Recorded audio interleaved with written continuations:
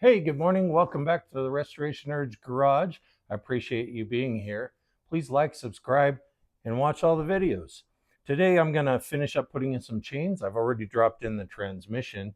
We're going to move just a little bit further forward to getting this thing running, and we're getting really, really close.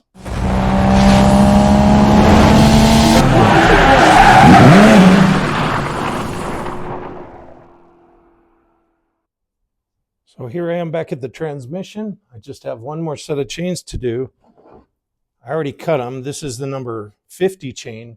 There are 46 links to go from the T20 skid steer transmission to the main jack shaft. So a lot of these are pretty easy, but anyway, we'll just throw this thing on.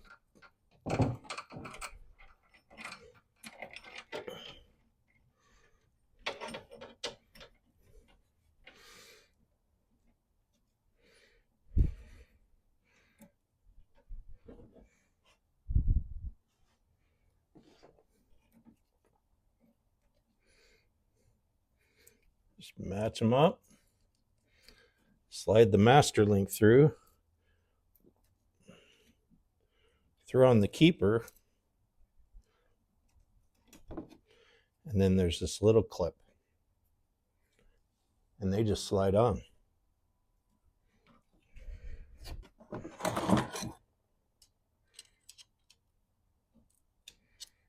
They're locked. Now this has adjustment here and in the front. So we'll tension this by moving that and then making sure it's centered over the axle. I've also noticed that on mine, the chain has a little more gap between the frame here and the back drive chain. So I'm wondering if I need to loosen up the bearing coupling and either move this in a touch so the chain's away from the frame. And I don't know if you watched the other one, remember where I drilled little holes where the old ones were. I guess maybe you might not want to do that, just in case you do need to shunt these in or out to make the chains work well. The other thing I'm kind of worried about is now that I have the front chains on under the tensioners, it seems so close to the floor. And since I've never owned one of these before, I just worry it's going to drag and eventually kind of cut a groove in the body. But I mean, the way the tensioners are designed, the one on the bottom lifts it up and the one in the front pushes it down. And I almost wish that the front one's pushed up as well, and then they just modified this front plate to accept the chain, because that's why the tensioner is on the top, because it rubs on this little metal piece. So I'm not 100% sure why it's this way, or if my axle needs to come out a little bit. I'm working on some of those adjustments. I put the handles in, cleaned up the connection shafts. I've got a new cable on it. So we are getting there. I did already kind of, as close as I could, eyeball adjust the arms for steering. And I guess they're supposed to have about 1/8 of an inch as this is sitting relatively level with these plugs. The drive plugs that capture the bands need to be out. Don't pull them out all the way though, because pushing them back in, you'll cut them. So pull these out, and then you measure about 1/8 of an inch in the middle, because it just rides on the case. The case is the fulcrum. So I'm kind of struggling with that a touch. But once I get the pins in and the levers, then I'll be able to figure out if everything's working right.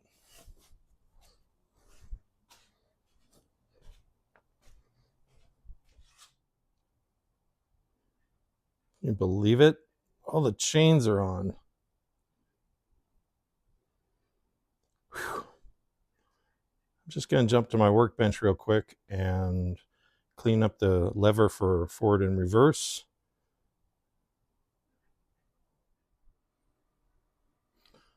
So here's the main control lever.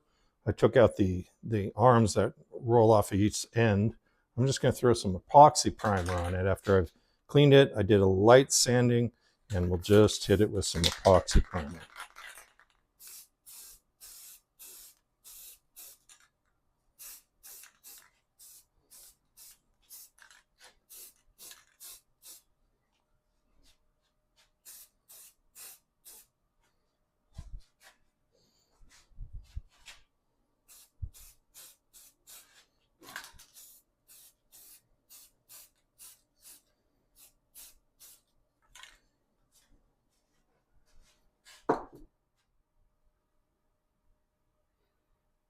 Now we just have to wait for this to dry, and then I'll throw on some black.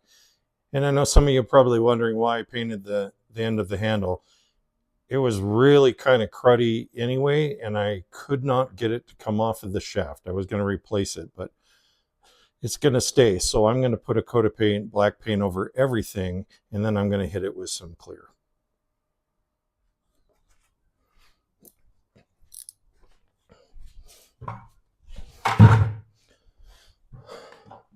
So I still have things drying over on the workbench. I'm going to start snugging some of these nuts up to tension this chain, this main drive, to the jack shaft.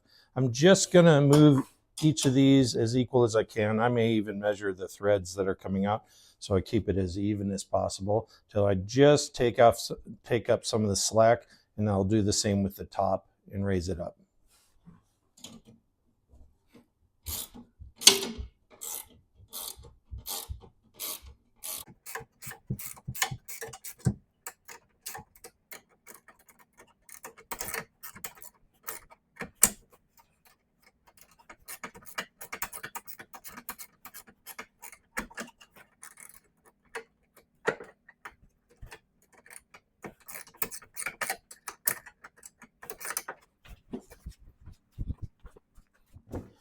All right, took up the slack on this one. So now I'm just going to measure both of these threads, make sure they're kind of close, because the axle really does need to be exactly right. It needs to be parallel to both surfaces on the side and not tweaked. You'll just wear out chains and gears and parts.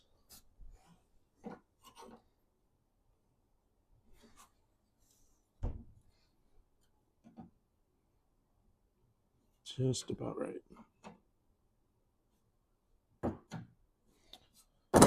Now I'll do the same, work on the top ones.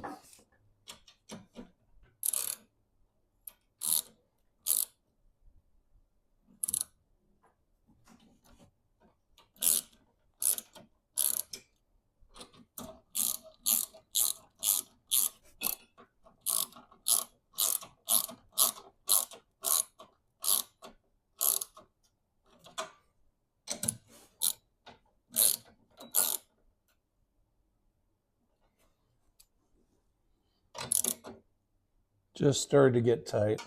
And that's for the chain that goes from this main jack shaft down to the middle axle and drive to the front and back. That looks pretty good.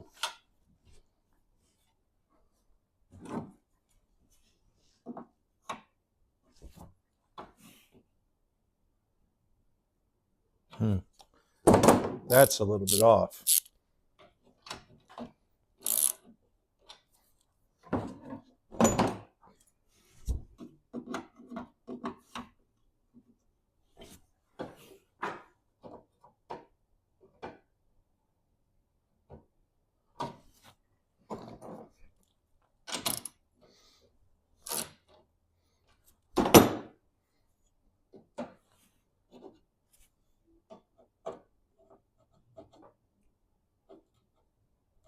This is definitely better.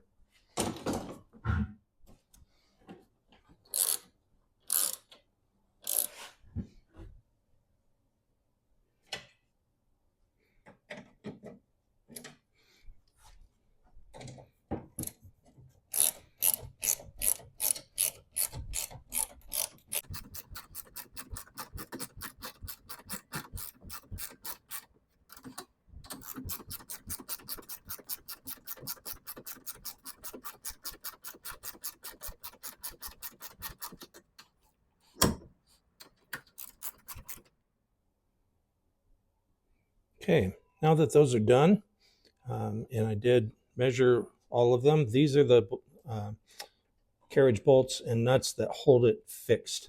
So once you adjust it here and in the front, here and there, then you lock it down there and there. And again, I put on some new hardware, and I use brand new nylocks because they do wear out. Hey up there, I think it's time to lift this motor and put it in. I wish Dave was here. He was really excited about doing this part, but he's dead. All right, he's not dead, but he hasn't been here in a while. So, well, anyway, I miss the guy.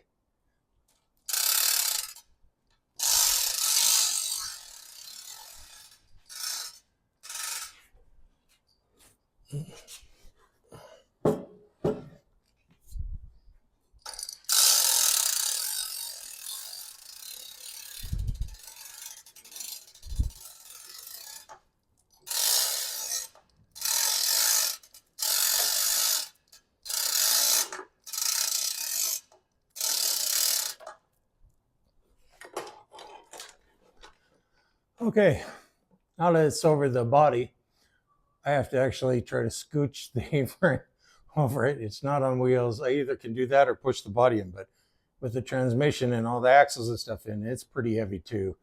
And this slides a little better than it does. So I'm going to try that. So I guess you're going to watch from there.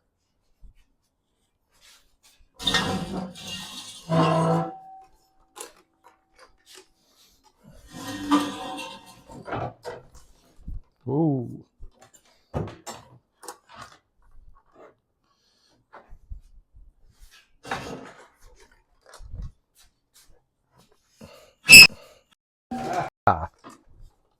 Oh, oh, my ears, probably yours too. Oh.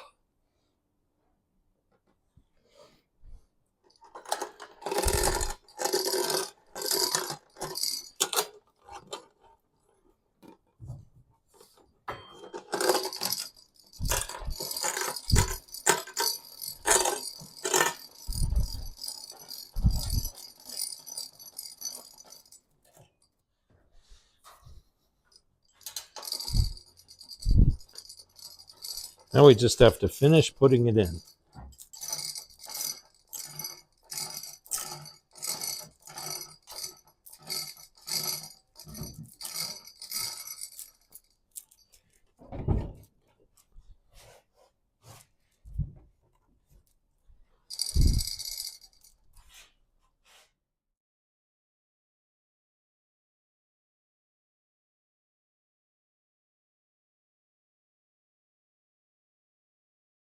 Hey, it's the next day.